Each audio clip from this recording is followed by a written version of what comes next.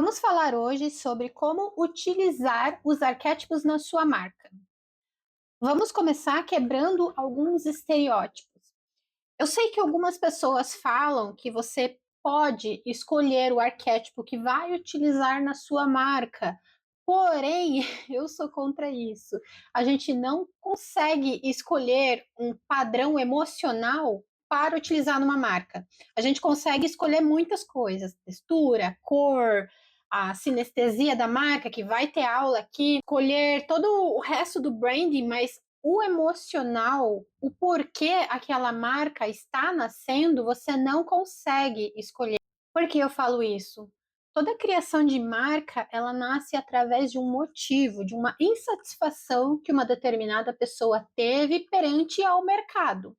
Por exemplo, eu comecei a falar sobre arquétipos pela minha insatisfação pelo que as pessoas estavam ensinando sobre arquétipos. Eu achava errado a forma como elas ensinavam, porque a parte da estética estava sendo muito escrachada. E não é isso que eu acredito. Os arquétipos, eles são vieses emocionais, assim, são padrões. E padrões não necessariamente precisa ser uma caixinha estereotipada. É para você sentir aquilo, não é para você se fantasiar de um arquétipo. Então, ao longo dos anos, enquanto eu fui trabalhando com arquétipos, aplicando nas marcas que eu criei, porque você que não sabe, eu criei mais de 200 marcas já, uma por uma, vale a pena deixar isso registrado.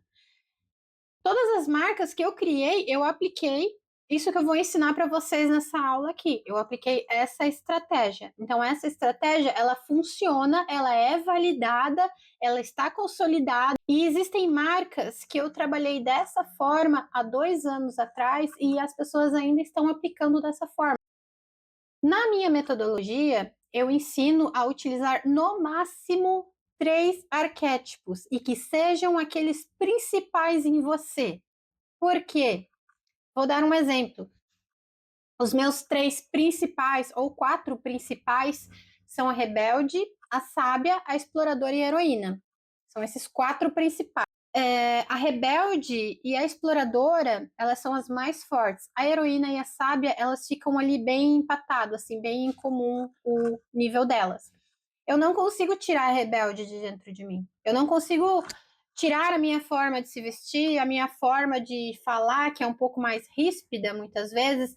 Eu não consigo mudar esse meu jeitão mais rebelde, essas minhas ideias revolucionárias. Diferente do arquétipo da inocente, por exemplo. Eu não tenho da inocente. Inocente é um dos arquétipos mais fracos em mim. Eu sou extremamente pessimista. Eu sou muito diferente do arquétipo da inocente. Então, se eu tiver uma marca e escolher esse arquétipo, eu vou ficar muito fantasiada. Não vai ser eu. Mesmo que seja um nicho, por exemplo, da pediatria, mesmo que seja um nicho que tende a ter o arquétipo da inocente, provavelmente a minha abordagem seria diferente. Então, a gente não escolhe o arquétipo conforme o nicho, não.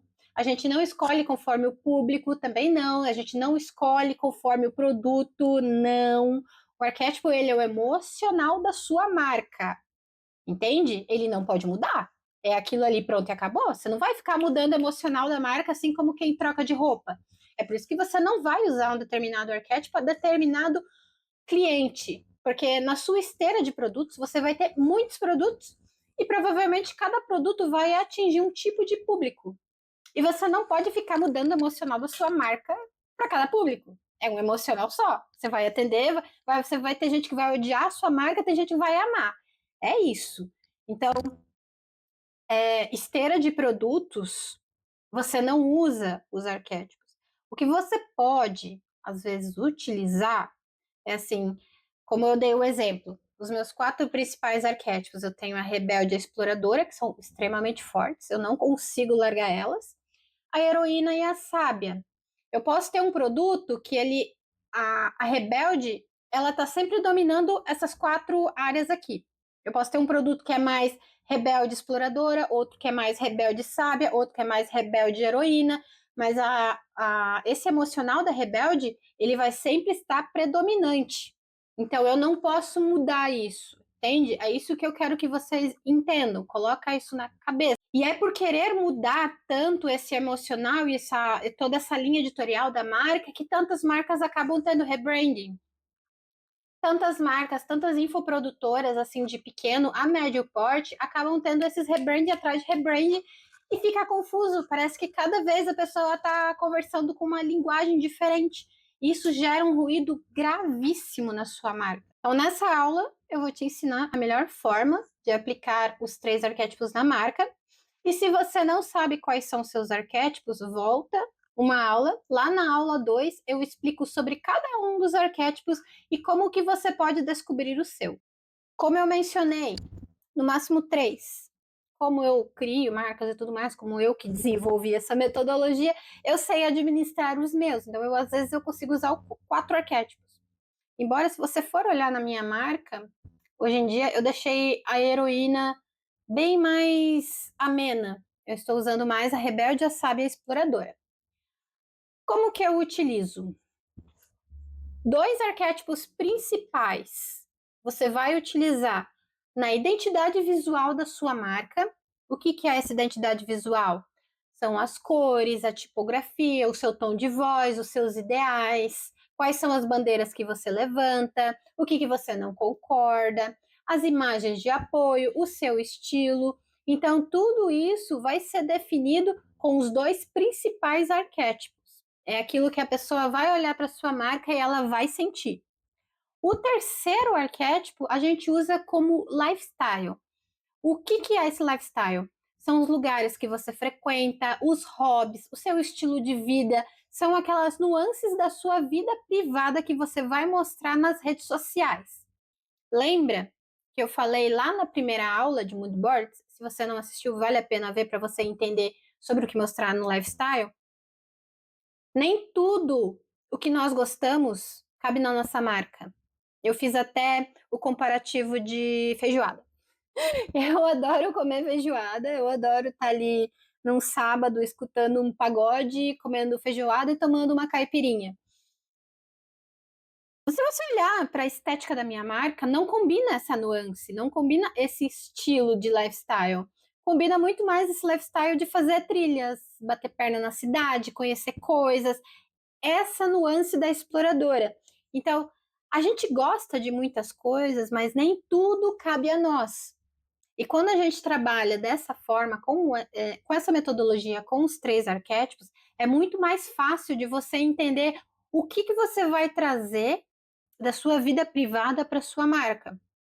Exploradora, trouxe ali, como eu mencionei, os lugares que eu frequento, os hobbies, o meu estilo de vida, as trilhas que eu faço, as cachoeiras que eu vou, praia, o meu golden. Então a gente viaja bastante, eu sempre levo meu cachorro e isso faz parte da exploradora. Essas são as nuances que eu vou demonstrar. Se eu tivesse outro arquétipo como principal, por exemplo, da amante, o que eu ia mostrar nesse meu lifestyle? Eu ia mostrar meu relacionamento, as minhas amizades, encontro com as amigas, o meu autocuidado, o que eu passo ali no rosto, qual que é a minha skincare, como que eu cuido das unhas. Então, é isso que eu quero que vocês entendam. Esse terceiro arquétipo, ele vai te auxiliar a ter esse diferencial da sua marca. Ele serve como um guia para você se destacar ali, se diferenciar na sua marca. Aqui, como você pode perceber, eu deixei bem destacado para você entender ali onde que está cada arquétipo. Ó, tem uma postagem que é mais rebelde, tem outra que é mais sábia, tem ali da minha vida privada, traz mais essa parte da exploradora. Às vezes eu trago uma nuancezinha da exploradora também nas imagens de apoio. Tuane, o que é a imagem de apoio? Tá tudo lá na primeira aula de mood boards, onde eu explico cada um dessas imagens para você trazer. Não perde ela, vai lá dar uma olhada. Então, dessa forma, aqui eu deixei bem descrito para você visualizar. É claro que tudo tem que conversar. Lembra? O meu principal arquétipo é sempre a rebelde. Então, se eu estiver fazendo ali uma trilha, estando no mato, alguma coisa, o principal arquétipo continua sendo rebelde. Vai ser uma rebelde exploradora. Em determinado assunto, vai ser uma rebelde sábia, vai ser uma rebelde nananã. Então, sempre eu tenho esse principal. As cores, mesmo que estejam falando da minha da minha vida privada, do meu lifestyle, as cores elas permanecem, são sempre tons mais escuros, mais profundos. Então, a marca ela tem que conversar desde os seus posts educacionais, aquilo que você explica, o portfólio que você demonstra, como também aquelas nuances que você traz da sua vida privada. Nunca se esqueça disso. Todos os três têm que conversar. Aqui é uma forma estratégica de como que você vai criar esses conteúdos. Mas a escolha desses arquétipos precisa ter equilíbrio e fazer sentido com a sua realidade. Aqui é a Tuane antes de ser infoprodutora. Essas imagens aqui é a minha vida privada. É isso aqui que eu sou quando eu não estou criando conteúdo. Então, eu não mudei muito. Eu só adaptei os meus conteúdos e os meus arquétipos àquilo que já é da minha essência, aquilo que já é de mim. Pode perceber, sempre tons bem escuros, um batom vermelho chamativo, as roupas sempre em tons de preto também, é algo que chama mais atenção, o couro ali, os ambientes externos, sempre viajando no meio do mato, na praia, pegando bichos exóticos, é isso aqui que eu sou. Então eu não mudei, eu não criei um arquétipo ali aleatório e apliquei na minha vida. Não, eu olhei aquilo que faz parte da minha história, aquilo que faz parte de mim e adaptei para a Tuane infoprodutora, para a Tuane criadora de conteúdos. Não é o contrário. Eu não vou criar um arquétipo ali, eu criar um fantoche. Não, eu olhei exatamente quem eu já era e eu olhei, vou continuar aplicando isso na minha marca, porque faz sentido para mim. É a minha história, é verdade esse aqui. Essas fotos são todas reais. Eu vivi esses momentos. Esse é o meu gosto. Vou recapitular novamente na aula 1, onde eu falo sobre mood boards. Eu falei exatamente sobre isso, sobre fazer análise da sua história e trazer isso para a sua marca. Então volta lá e assiste a aula 1, a aula 2 e depois vem para a aula 3. Aqui o meu universo de marca. Então tudo está coexistindo, tudo está fazendo sentido. Consegue ver aqui tanto a rebelde quanto a exploradora está super visível aqui, quanto a sábia, esse ar dramático, profundo, só que com muitas obras-primas, elementos clássicos, só que ao mesmo tempo está no meio do mato, tem essa quebra de padrão. Então, essa aqui sou eu, sem tirar nem pôr. Se você olhar meu escritório, é isso aqui que está aqui. É isso que eu quero que vocês entendam sobre arquétipos.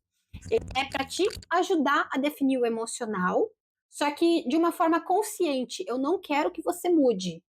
Eu não quero que você mude. Eu quero que você entenda sobre ele e traga isso de forma consciente para a sua marca. Entendeu?